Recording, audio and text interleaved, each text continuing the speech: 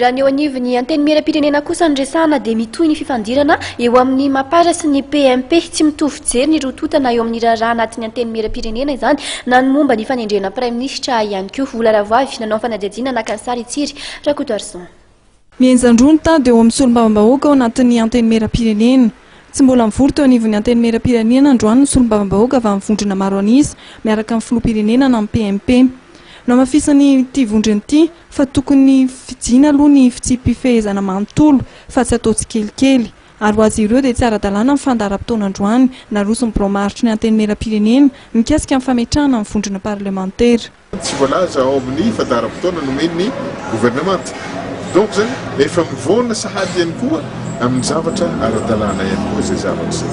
Koa zahay hoe inona ny tohiny ho hita eo satria mivory moa zahay izao rehefa avy eo dia ho hita ny tohiny fa raha zao no mitohy voalohany zahay tsy raitsykombakomba amin'ny tsy fanaran-dalàna ary rehefa avy eo ihany koa arakaraka ny fihetsika izay ataony zareo no mety ahititra kokoa ny hetsika izay ataonay solombavambahoaka la plateforme pour la majorité présidentielle.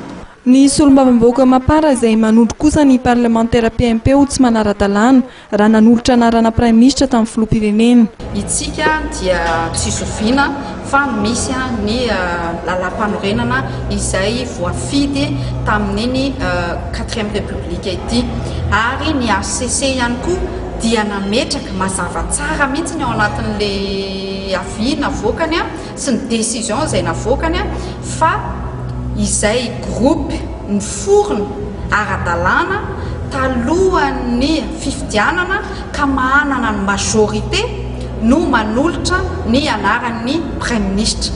Mazava angambany izany ka io ny filohan'ny republika Andriamatoa Rajaonamampianina dia ninina tamin'ny investiture fa anaraka atsakany sy andavany an'izany lalam-panorenana izany ka izahay dia matoky olon-kendry izy ary matoy filohan'ny republika ny fidininy vahoaka dia fatra-panaja an'izany lalam-panorenana izany ka tsy hibiloka amin'ny fandraisana fanapahan-kevitra. Arak'izany dia ina ny taran'ny fifandirana eo amin'ny solombavambahoaka mapara sy ny PMP izay samy nanamafy androany fa samy manana maro anisa eo anivon'ny anteny miram-pirenena.